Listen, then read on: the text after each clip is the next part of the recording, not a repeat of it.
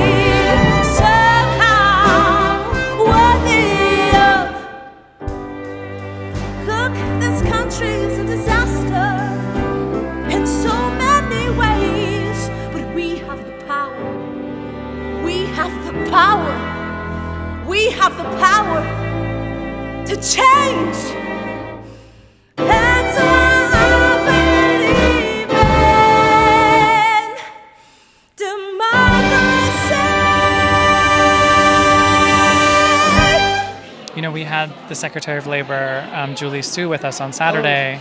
And for the fundraiser for Kamala. And Bell Leong Hong, who is the DNCA PI caucus chair.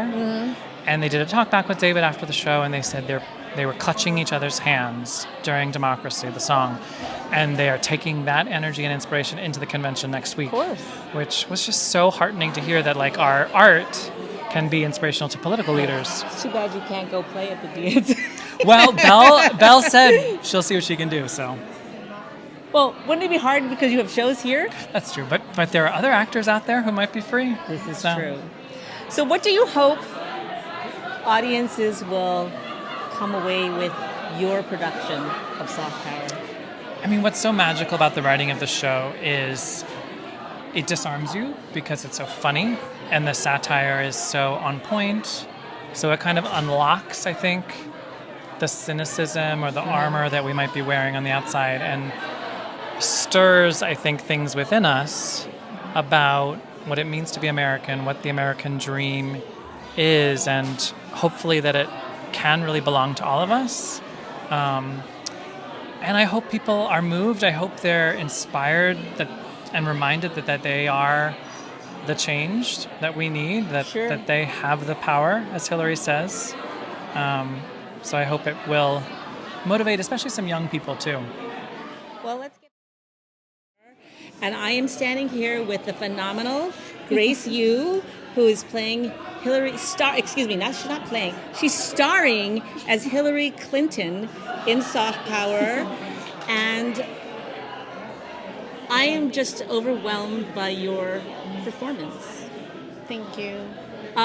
Keep in mind that I've only ever had the opportunity to see you as a worker in Hadestown. And I think everybody needs to get their butts to Signature Theater and come see this phenomenal cast. Let's talk about this. Let's talk about how you got cast in the show and and what it means to you to be in soft power, but also to play Hillary Clinton. I submitted a tape, and then I met the team in New York for dancing and doing more scene work and songs in person. But I remember when I taped, I had recently lost my grandma in Korea, and so I remember just really not. It was kind of the last thing I wanted to do. Sorry, because I was grieving. Sure. And so the fact that I am here, I just feel like it was a divinely appointed moment for me to be able to join this company. I haven't worked with mostly, AAPI creative team and all AAPI cast since it's been 10 years. And Ethan mentioned that you cut your teeth at East West Players. yes. And that was the first time I worked with an all AAPI cast. It's 10 years ago. What was the show? It was called Takarazuka. It was I know it. Play with Music, Suni Stanton. And that was also just my, first professional theater opportunity at the David Henry Hwang Theater. And so cut to 10 years later when I'm in a room with David Henry Hwang in the flesh. And Jeanine. And Jeanine in the flesh. Just, I am just so starstruck. And like, I wrote papers about you in college, and now you're giving me new pages to rehearse and work in the room. So it's been also very overwhelming for me to just, I'm just like, pinch me, I'm dreaming. I'm also like in a fever dream. What does the show mean to you? The show means hope. The show means representation. I think it really is like a big milestone moment for me as well. Personally, as an artist, I've, again, pursued this for about 10 years now. I've never had my own dressing room with my name on it. And I've never had the last bow in a curtain call. And I remember just like when we staged it, feeling very emotional, just because it was a surprise, A, and B, it's never happened before. And so, I don't know, this show means I can take up space, that we, as AAPR artists, we can be funny, we can be messy, we can be wild. And be brave and free-hearted. It means a lot to me. What does it mean to you to be an Asian American theater maker in this time? It's really important, I think, because I think a lot of times it's hard not to feel like we are, the poster child for diversity or meeting a quota.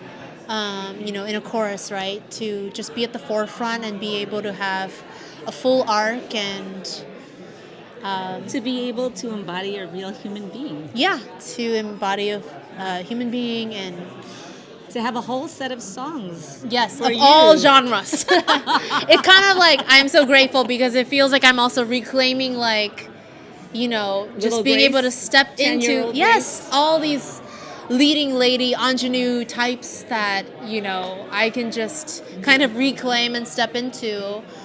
And know what you deserve. Not only are you fully capable of it, but you're more than. Yeah, and I think I still struggle with that, obviously. The imposter syndrome, I feel like, doesn't ever truly go away for me personally. To remind myself that I am more than enough, as you shared, that we are more than enough. And, I also remember, like, when I first watched this show in Amundsen in LA, I remember it was like a similar feeling to when I saw Crazy Rich Asians, a movie. And I remember during that press junket, Awkwafina mentioning, like, it's been a whole generation before people have been able to see a blockbuster Hollywood film featuring an all years. Asian cast. That's Ridiculous. how I also feel like, I don't know that there has been someone who won best musical in best actress in a musical category. There's been best supporting actress in a musical, but that hasn't been, to my understanding, since Lea Salonga when I was born. So that's also a whole generation of us too, also waiting for, I don't know, more glass ceilings to be broken in that way, because we're certainly out here and we're certainly not retreating, and I feel like we are being given those opportunities. But I would love to be able to see that as well. But I'll wait for it because Andre the Shields. Slowly is the fastest way. So yeah. Well, I am so proud to have witnessed this moment. Thank you. And to be Means a lot that you're celebrating with you tonight. Congratulations, my dear. Congratulations. Standing here with one of the stars, Daniel May, and he's going to tell me what it feels like. First of all, hug. Love you. So happy you're here. So proud of you. Thank you. And I'm so happy to be sharing this opening night with you. But I'd like to know, you were in the original production as an ensemble member and featured tracks. You had featured tracks. Yep. But tonight, you're leading the show, and I'd like to know what it feels like. It feels like an actual fever dream. It is, and just such a big blessing. Soft Power, the original LA production, San Francisco production, and New York productions, just, they changed my life. Getting to take up space and be on stage and tell stories in this way with Jeanine Tesori, music written by David Henry Hwang, be in the room with these legends. Legends. And then, our family, our cast, that whole team too. It just was, it really was life-changing. And then the pandemic happened and all of the violence against Asian people, and then we came out of it, and then this amazing gift of Signature Theater and Ethan Hurd, the director, having this idea to bring Soft Power anew, give it a new life here at Signature Theater, and then getting to play this role. It's an unimaginable dream. So, what was it like to be in the room again with David and Jeanine playing this character? The first week we did a workshop in New York before this actual rehearsal process, and Chris Fenwick, who was our music supervisor and also in the previous productions, and Billy Bustamante, who's our choreographer, who was also in the original productions, we would just look at each other and start laughing, are we really here rehearsing Soft Power again? Like, are we really getting to do this? And being with David and Jeanine as well, it just feels like such a gift. Can you tell the audience who you play in Soft Power?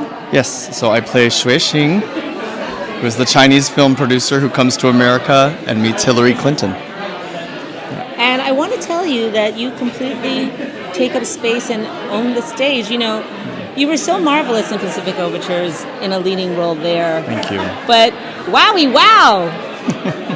Do you pinch yourself but feel it's really, really proud at the same time? 100%. Every day. Yeah. Yeah. So what do you hope audiences... Actually, the question I want to know is maybe 3 things where the changes that they made or adjustments that they made. Yeah. Is that something you can answer, or do you just want people to come be surprised? Yeah, I won't give any spoilers, but I love, there is a play in the beginning of the show, which has always been part of the structure, and I love this version. I think it's just the right size. The right length? Exactly. The right number of people? Yep. And actually there's is it less in the orchestra too? Yep. Yes, this is 10. I think in LA we had 23, and maybe in New York a little less. Right. And also, how wonderful to be able to come back to Signature Theater.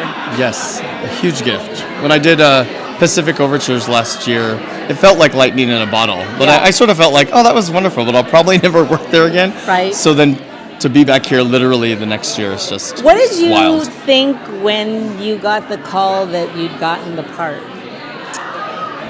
Man, I had been, I had submitted the self-tape and... Oh, it was a self-tape? It was a self-tape. And wow. I was just, this is from the original productions. Like, I wasn't ready back then, but Shui has always been in my heart, you know? And so you sort of manifested it. Oh, huge. Intentionally. I believe. I truly believe. You got it. Yeah. Yeah. So, believe, do the work, and just, keep the faith and keep going. Well, everyone needs to come see Soft Power at Signature Theater in Arlington, Virginia until September 15th. Yes, come see us. Thanks, Leah. Feel? I feel excited and exhausted and surprised by how wonderful the experience is. The piece is just beautiful to me. It's certainly a wonderful experience for me. I feel elated. And I was having communications with the wig designer. The first thing I said to her, and this is just the very beginning, I said, I think I need to try to look like him. Yes. Didn't care. But you have a different method. I do, and when I first saw David, after he first saw the first preview, I saw him the next day, and he was not quite sure if the hair was right. Oh, really? But well, it's not that it wasn't right, but he wasn't quite sure if it was needed. I think. But he said everybody seemed to love it. Yes. And I felt that's right. I think I need to honor this man. You do. He is a living, breathing human being, and I think I have the opportunity to try to represent him on stage. And part of that is him physically in some way. And his hair is a very distinctive feature. Absolutely. As somebody said early on, his hair is iconic. I said, well, yes, it's certainly something that for those of us who know him or know what he looks like, it is certainly a very distinct quality that he has that not many guys have, actually, not people. And I think that specific quality I really wanted to bring to this production. And fortunately, I have a head of hair that, while it's not quite the same kind of hair in the sense that the way it grows and the wig designer and I were just cutting, trying to put all this hair product in it to try to make it look like him because I ultimately wanted to honor him. Of course. Absolutely I honor saw him. the pictures from Sunday and went, oh my God. I mean, in the best way possible. So what does Soft Power mean to you? What does this show mean to you?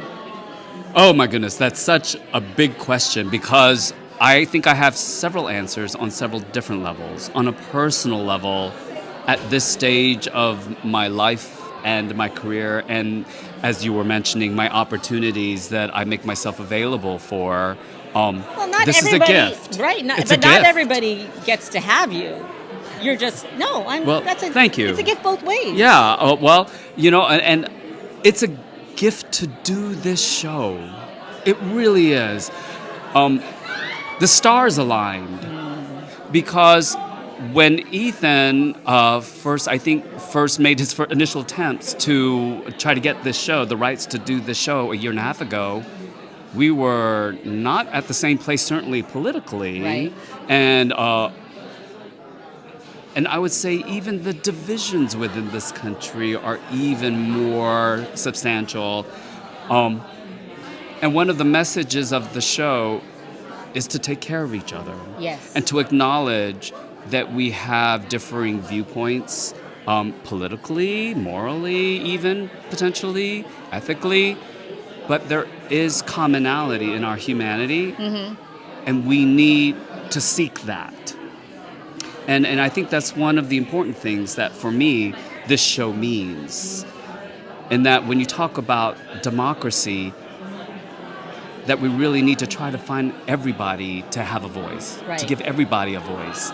Because the truth of the matter is, and we talk about this in the show, the Electoral College, the way it's structured, in fact, does not give everybody the same voice.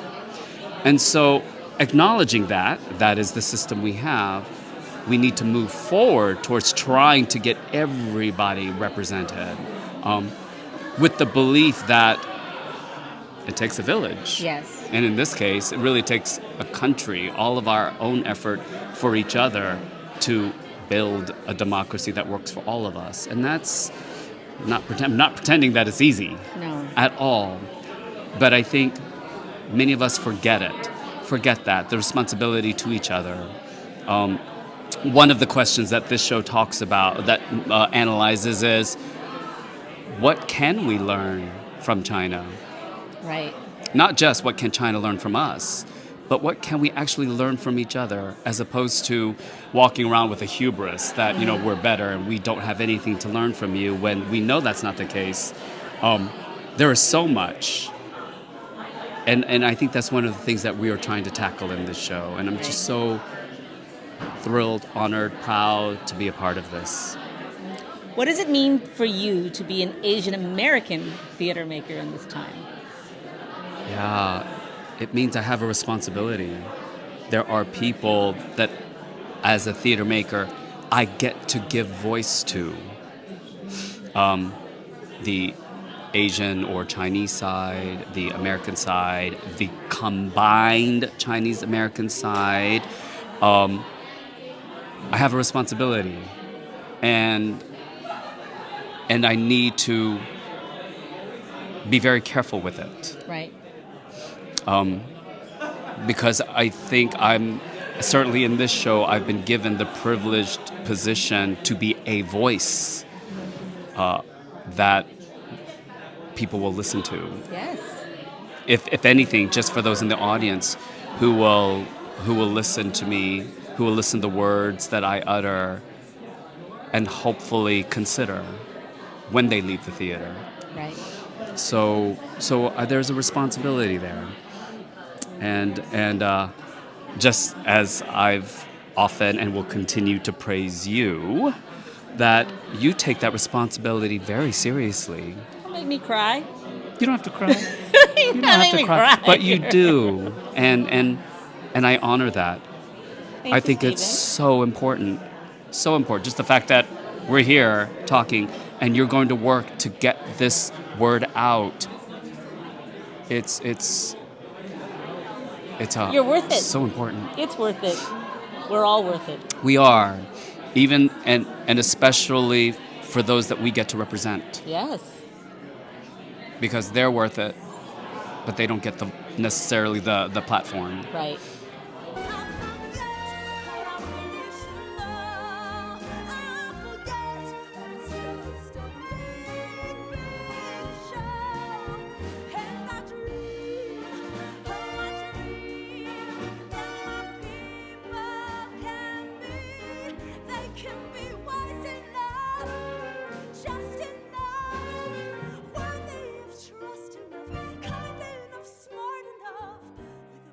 Thank you for joining me for this edition of Backstage Pass with Leah Chang. Until next time.